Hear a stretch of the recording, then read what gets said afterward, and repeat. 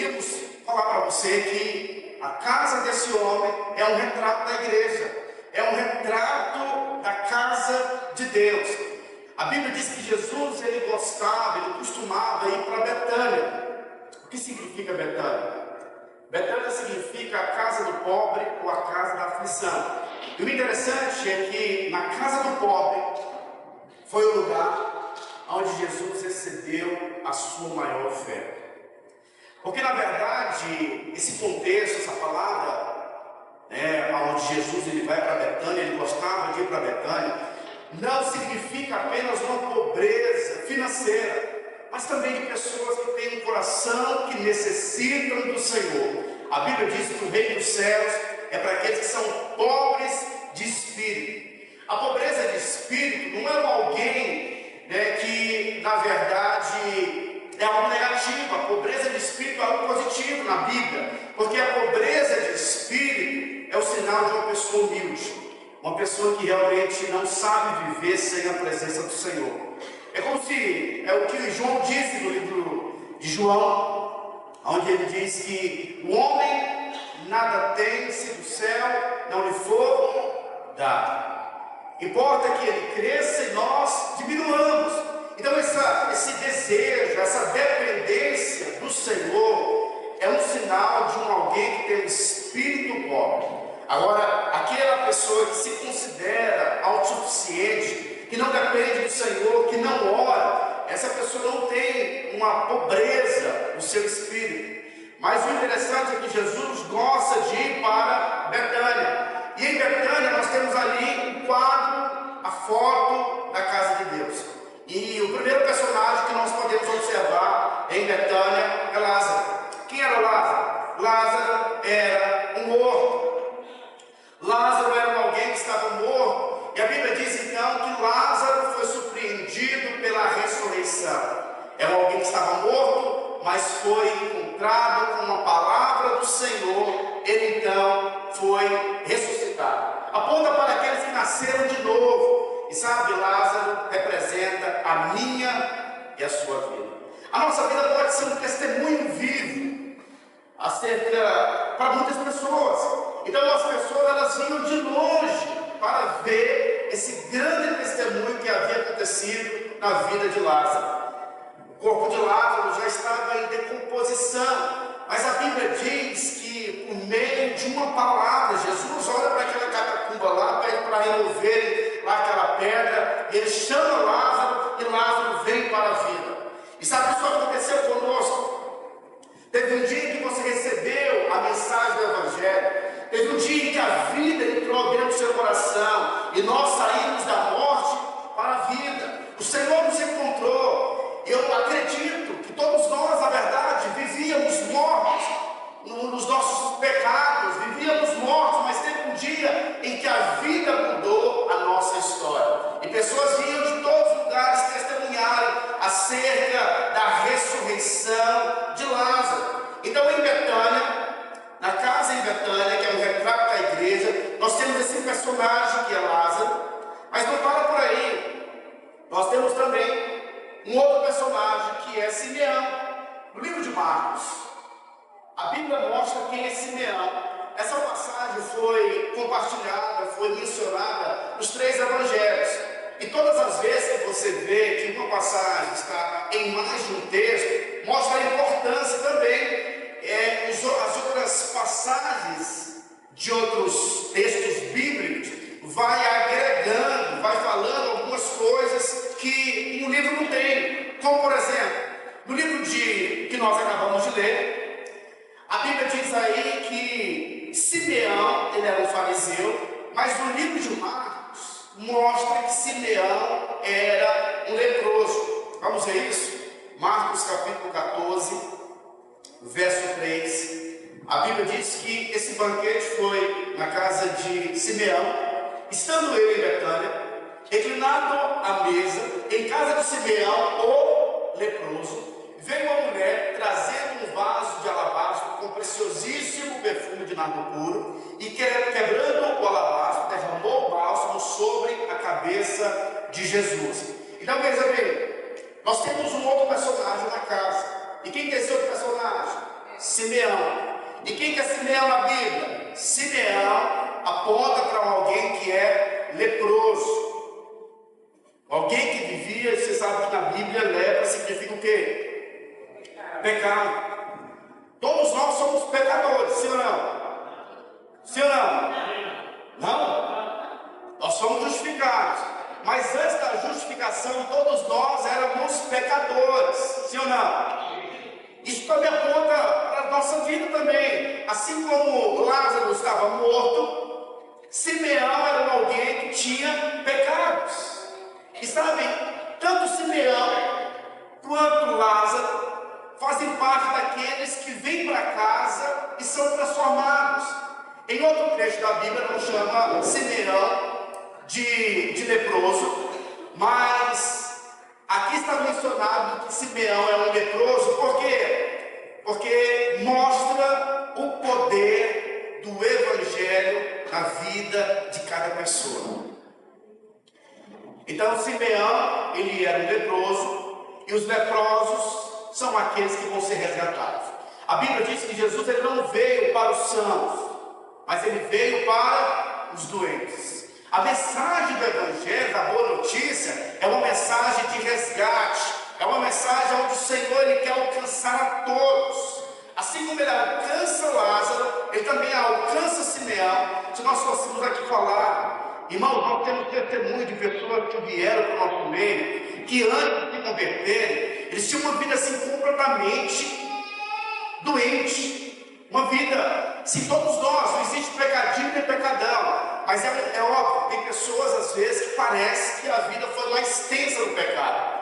São poucas as pessoas às vezes que não tiveram uma vida errada antes de se converter. O pastor Luiz diz que ele não gostava de contar o testemunho dele, porque ele se converteu aos 12 anos de idade, nunca fez assim, coisas gravíssimas, passou a sua vida inteira na vida da igreja, então ele não tinha muito o que falar. E aí ele orando, o Espírito Santo falou para ele: não, o seu testemunho é o testemunho mais forte que tem, porque é quase raro. Tem muitas pessoas que quando elas vêm, elas já foram muito machucadas. Então o testemunho de quem nunca viveu uma vida leviana é o testemunho de alguém que é muito forte, porque isso não é mais o normal. Hoje nas escolas as crianças já são assediadas, né? Já são influenciadas de maneira completamente maligna. Então veja bem, na casa de Deus é a casa onde nós estamos recebendo tantos Lázaros que tiveram a sua vida de ressurreição, como também Simeão, que foram aqueles que foram restaurados e foram completamente curados. Um outro personagem que nós podemos ver em Betânia, na casa da pobreza, na casa da aflição, é Marta. Quem que é Marta? Os irmãos lembram? Marta é aquela fazedora de coisas. E o interessante é que quando Jesus vai a primeira vez na casa de Maria, Marta e Lázaro, a Bíblia diz que Marta ficou muito chateada. Por quê? Porque Maria estava adorando a Deus, estava servindo a Deus, se derramando de ouvir do Senhor, e Marta trabalhava. E Marta então ficou indignada e disse: Senhor, tu não te importa, só eu trabalho, e Maria está aí aos teus pés ouvindo a mensagem. E o Senhor fala: Marta, Marta, você está com a alma agitada, Marta. Maria escolheu a melhor parte e isso não vai ser tirado dela. Veja bem, Jesus não exortou Marta porque ela estava trabalhando. Jesus exortou Marta porque ela estava querendo tirar Maria da posição de alguém que está recebendo. Amém? Porque na casa de Deus, na obra do Senhor, nós temos sim aqueles que têm essa atitude de Marta. Porque você sabe, nós chegamos aqui um pouco antes, e aí o rapaz ficou aqui e nós tivemos que tirar algumas coisas do banheiro, organizar algumas coisinhas. Por quê? Porque tem que ter trabalho de marca. Porque se nós não tivermos as marcas que fazem as coisas acontecerem, isso vai comprometer a nossa adoração, a nossa busca em relação ao Senhor. Posso me entender? Então veja bem, na casa de Deus, nós também temos as marcas, sim ou não? Então é importante nós termos essa atitude de marca. Mas veja, o que é bem interessante é que na casa você percebe que tem Maria. E no livro de João, capítulo 12, verso 3, diz assim, ó.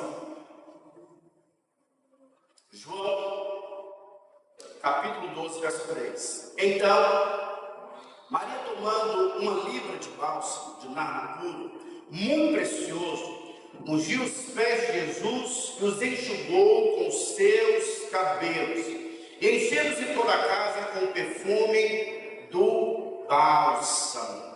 Veja, Maria decidiu dar algo para o Senhor que o custasse um alto valor. O que é interessante é que Maria, ela decidiu no seu coração dar uma oferta ao Senhor, e essa oferta representava muita coisa para Maria. Essa oferta, diz a Bíblia, que era 6 dias antes da Páscoa, ou seja, foi 6 dias antes de Jesus ser crucificado. Então essa mulher, ela encontrou uma grande oportunidade de honrar o Senhor com algo de um alto valor. E nada na Bíblia é colocado por acaso. Tudo na Bíblia tem um propósito. Quando a Bíblia aponta que Maria trouxe essa oferta de um bálsamo puro, e ela então joga na cabeça de Jesus e também nos seus pés, você sabe que a cabeça representa o Cristo, o Senhor, mas os pés representam o quê? Vocês lembram? Os pés representam a igreja, porque faz parte do membro. Então aqui ela estava lançando uma oferta tanto para Cristo como também para a igreja. E o interessante é o seguinte, irmãos, nada na Bíblia é colocado por acaso. Nós costumamos dizer que o homem de Deus e a mulher de Deus precisam ser pelo Senhor e pela igreja. Diga assim comigo, o homem de Deus e a mulher de Deus precisam ser pelo Senhor e pela igreja. Agora veja bem, a história é muito poderosa, porque essa mulher, ela trouxe uma oferta extravagante. Diz a Bíblia que essa oferta foi uma oferta que valia aproximadamente quanto? Alguém lembra? 300 denários. Quase um ano de trabalho. Agora veja bem, se essa oferta foi 300 denários, um denário na época era um dia de serviço. Então, para essa mulher juntar essa oferta, não foi em um ano, porque ela precisava de viver, sim ou não? Então, assim, foi muito tempo ela juntando essa oferta. Então, assim, se nós fôssemos calcular, qual é o nosso problema? É que nós lemos o texto bíblico e nós não entramos na história. Você não começa a refletir, a mentalizar, a ver o que está acontecendo. Então, possivelmente, essa mulher tinha comprado ali um vaso, e todos os meses ela comprava um frasco pequeno, uma quantidade mínima, e ela ia colocando ali. E assim, já havia muito tempo em que ela estava separando essa oferta. E por isso houve um grande escândalo. Porque a Bíblia diz que quando você percebe ali, quando ela traz essa oferta, tem um outro personagem na obra do Senhor. Quem que é essa outra figura, esse outro personagem? Diga-se comigo, Judas. Agora, quem é Judas aqui? Nós poderíamos dizer, usando aqui o texto bíblico, que Judas ele representa aquele que não nasceu de novo, aquela pessoa que ela não é natural, chamado de um filho da perdição. E quando você olha para o contexto bíblico, você vai perceber que quando Judas ele olha para aquela mulher, ele diz o seguinte: mas por que esse grande desperdício? Esse valor poderia ter sido dado aos pobres. E veja, o argumento dele foi um argumento muito bom, sim ou não? E quando nós olhamos para a palavra do Senhor, você vai perceber que os discípulos foram influenciados por Judas. Mas a Bíblia diz que Judas não falou isso porque ele estava preocupado com os pobres. A Bíblia diz que Judas ele era um ladrão. E a Bíblia diz que depois desse posicionamento de Judas, ele foi vender Jesus. E por quanto, irmãos? Por 30 moedas de prata. E Então o livro de Êxodo diz que o escravo naquela ocasião, quando alguém matava um escravo, ele tinha que pagar 30 moedas de prata. Ou seja, Judas vendeu Jesus por 30 moedas de prata. Então ainda hoje, no contexto da vida da igreja, você vai perceber algumas pessoas que elas vão se levantar com o coração de Judas. E elas vão falar: poxa vida, como está sendo usado o dinheiro da igreja? O que estão fazendo com o recurso da igreja? E o interessante é que quando você olha para esse tipo de pessoas, são pessoas que não contribuem. As pessoas que mais questionam são as pessoas que não contribuem. E veja bem que o argumento de Judas foi um argumento assim muito legítimo. Judas disse: olha, esse valor poderia ser dado aos pobres. Ele calcula, ele mede o valor que você tem que dar na obra do Senhor. Mas veja, Maria foi uma mulher completamente extravagante e ela não estava preocupada com o valor, porque ela sabia que Cristo, sabe, ele era mais do que suficiente. Aquela mulher se sentiu muito amada. E quando você lê essa questão de Maria, que traz a oferta, tem duas passagens que falam sobre esse momento. O primeiro momento foi no começo do ministério de Jesus. A Bíblia diz que uma Maria chegou, e ela trouxe uma oferta. E disse que essa Maria que trouxe esse bálsamo para o Senhor, a primeira Maria era uma prostituta. E tudo evidencia que essa Maria também de João talvez seja a mesma Maria. Ou seja, se essa Maria de João é a Maria que está trazendo esse bálsamo, não foi a primeira vez que ela trouxe essa grande oferta para o Senhor. Foi a segunda vez. Já era algo que estava no coração dela. Ela viu uma oportunidade de financiar o reino de Deus, de tocar, sabe, nos pés de Jesus, de tocar também na cabeça de Jesus com o seu recurso. E o interessante é que quando você vê a oferta dessa mulher, o próprio Jesus, que é Deus, é a expressão, Jesus disse: olha, quem vê a mim, vê também o Pai. Jesus disse: olha, por que vocês estão importunando essa mulher? Ela está balsamando meu corpo. E aonde foi anunciado o Evangelho, também será anunciado que essa mulher fez em memória de mim.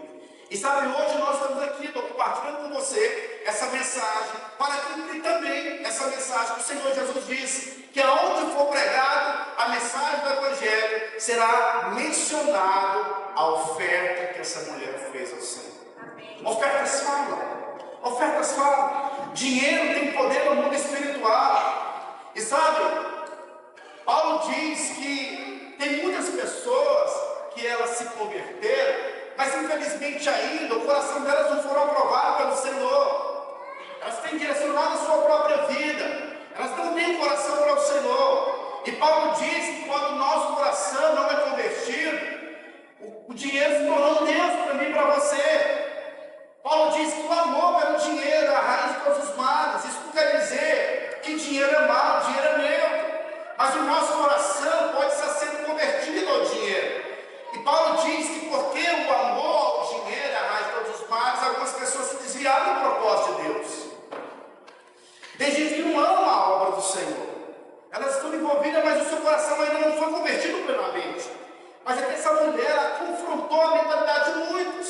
Por quê? Porque a extravagância dela trouxe um aroma suave. A extravagância dessa mulher fez com que outras pessoas se escandalizassem. Ela foi movida pelos céus. E ela viu ali como sendo uma grande oportunidade. A atitude dessa mulher confronta os carnais, a mente carnal. Porque parece que é um desperdício financiar o reino de Deus. Sabe, há tempos atrás, inclusive, esse cara compartilhou conosco, algum dos irmãos vão lembrar dele, hoje ele está com o Senhor, que é o Ebert.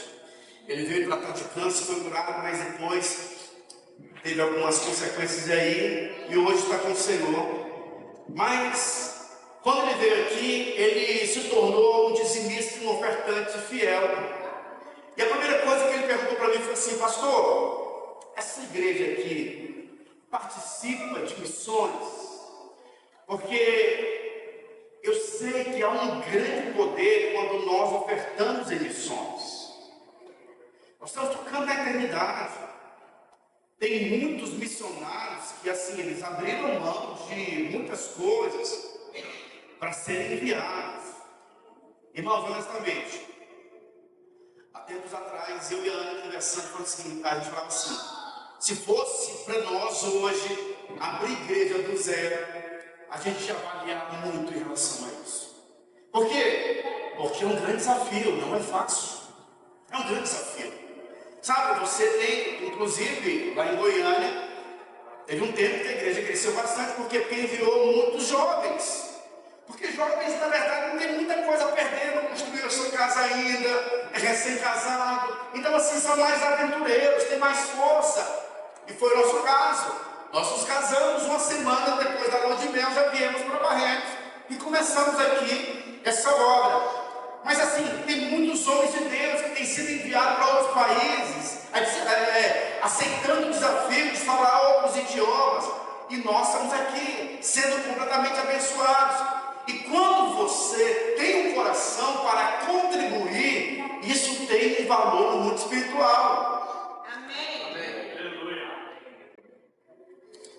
Mas Judas Iscariotes, um dos seus discípulos, o que estava para traí-lo, disse: por que não se vendeu esse perfume por 300 denários e não deu aos pobres?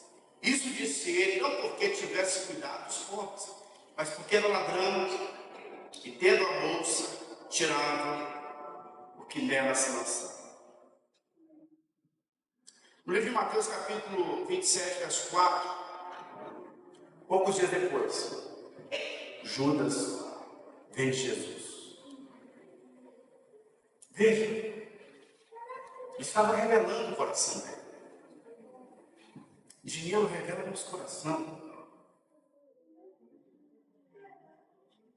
E o que é mais interessante é que se você ler o livro de Mateus, capítulo 26, verso 6, diz assim, ó, Mateus, capítulo 26, verso 6. Ora, estando Jesus em Betânia, em casa de Simeão, leproso, aproximou-se dele uma mulher, trazendo um vaso de alabastro, cheio de preciosíssimo bálsamo, que lhe derramou sobre a cabeça, estando ele à mesa. Vendo isso, indignaram-se os discípulos e disseram: para que esse desperdício? Veja, a primeira pessoa que falou sobre para que esse desperdício foi Judas. E dependendo do seu relacionamento com alguns Judas, isso pode contaminar o seu coração. Se você observar, os discípulos amavam a Jesus, estavam com o Senhor, confiavam no Senhor, mas foram contaminados com essa mentalidade carnal. Sabe, eles disseram: olha, realmente é um grande desperdício. Mas veja, a obra de Deus nunca pode ser um desperdício. Sabe, nós temos que nos alegrar em sustentarmos pastores, missionários, para que a casa de Deus e o reino de Deus avance. Nós acreditamos sim, irmãos, nós acreditamos que se você não investir, eu creio, irmãos, que o Senhor vai cobrar de nós. Algumas pessoas ficam assim: não, irmãos, olha, isso tem se tornado comum, e assim, isso não pode ser comum para você. Algumas pessoas, elas dizem assim: não, o pastor tem que trabalhar fora. E também tem pastor que é tempo integral na igreja, parece que não tem que trabalhar fora. Eu vou falar para você, hoje tem muitos pastores que passam o dia inteiro trabalhando fora, de Uber, e às vezes não tem tempo de preparar bem a palavra, não tem tempo de se esmerilar, e quando vem no púlpito, ele ministra qualquer coisa, a igreja não cresce, não avança. Por quê? Porque é uma fadiga, é um grande encargo para quem se empenha no reino de Deus. Agora, se o pastor vive tempo integral, em oração, em preparação da palavra, a igreja vai crescer em maturidade, vai potencializar a escola de ministérios, vai potencializar uma igreja de vencedores, um povo que tem luz, e não vai ser, sabe, iludido ou enganado por qualquer tipo de vento de doutrina. Mas precisa haver em nós um coração para o reino de Deus.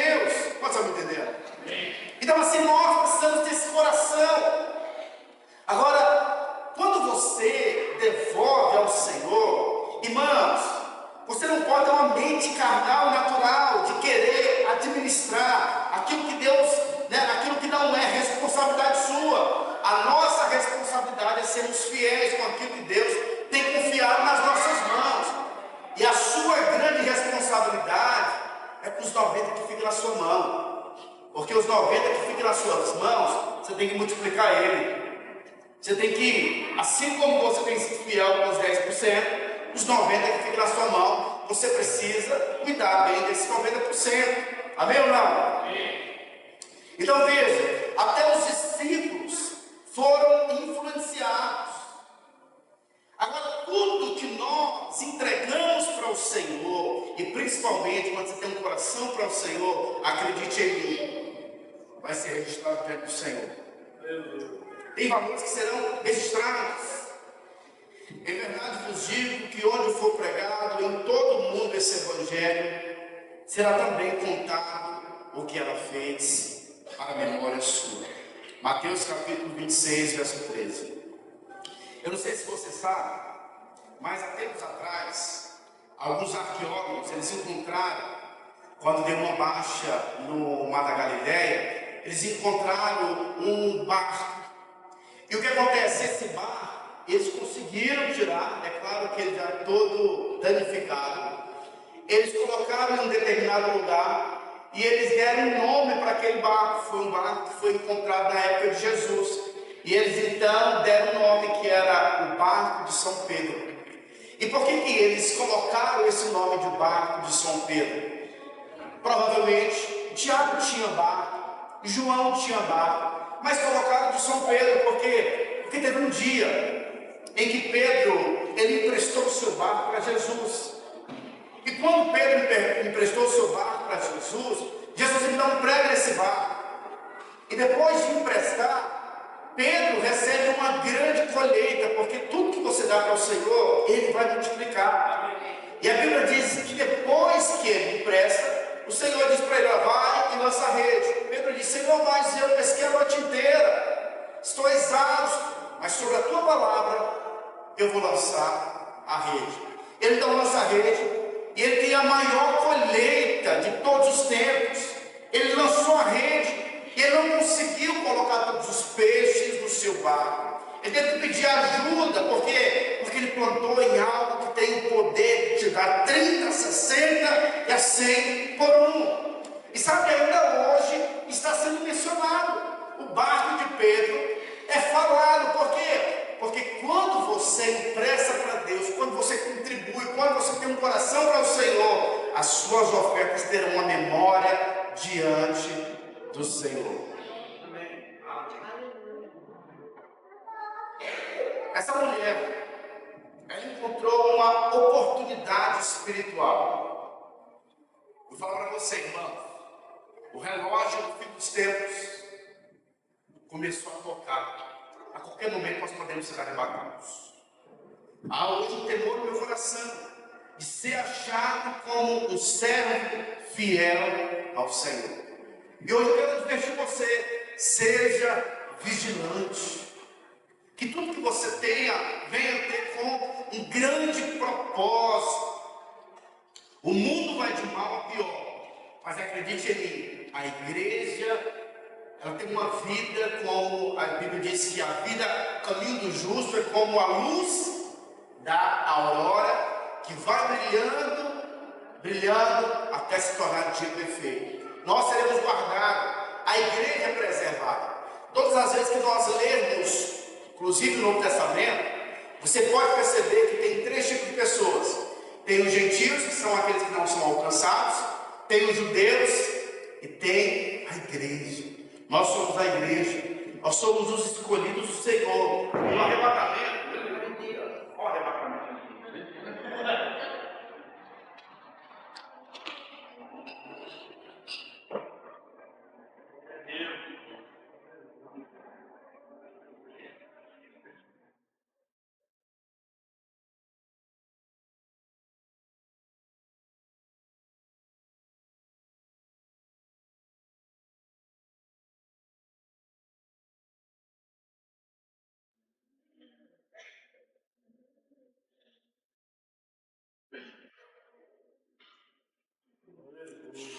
Glória a Deus. Nova vida, novo valor. A oferta foi sobre a cabeça e os pés. João capítulo 12, verso 3 diz assim: então, Maria, tomando uma libra de bálsamo de nardo puro, muito precioso, ungiu os pés de Jesus, os enxugou com os seus cabelos, encheu-se toda a casa com o perfume do bálsamo. No livro de 1 Coríntios, capítulo 11, verso 14, a Bíblia então menciona que nós somos membros do corpo. Os pés representam o corpo de Cristo, a igreja. Há tempos atrás, eu comecei a orar e falava assim: Senhor, eu preciso ter essa revelação que Paulo teve. Paulo teve uma revelação muito poderosa. Quando Saulo de Tarso estava indo para Damasco perseguir os cristãos, a Bíblia diz que ao meio-dia, algumas coisas são bem interessantes. Meio-dia porque é o momento do sol intenso, mas uma luz inacessível veio. Então ele teve aquela experiência, ele ficou cego, os irmãos conhecem a história, e de repente uma voz do céu disse: Saulo, Saulo, por que me persegues? Ele não diz: Senhor, quem és tu? O Senhor diz: Jesus, a quem você persegue. E ali Paulo teve uma experiência. Que experiência que era essa? Jesus era a cabeça, mas a igreja é o corpo de Cristo. Paulo estava perseguindo o corpo de Cristo. Perseguir o corpo de Cristo é perseguir o próprio Cristo. Abençoar o corpo de Cristo é abençoar o próprio Cristo. Não sei se vocês lembram, no livro de Atos, capítulo 10, conta a história de um anjo que veio conversar com Cornélio. Isso não está na palavra, não, é a revelação do Espírito. Aleluia. O anjo veio conversar com Cornélio e o anjo fala: Cornélio, as suas orações foram ouvidas, as suas esmolas foram aceitas, manda chamar Pedro. Cornélio estava dando esmola para pobres e foi ouvido. Imagina ofertas que são pragas para o corpo de Cristo, para o reino de Deus. Então, se anjos estão vindo e estão contemplando, estão colocando diante de Deus pessoas que têm um coração bons, imagine aqueles que estão tocando o corpo de Cristo, que é a igreja. Sejam alguém com o coração completamente do Senhor.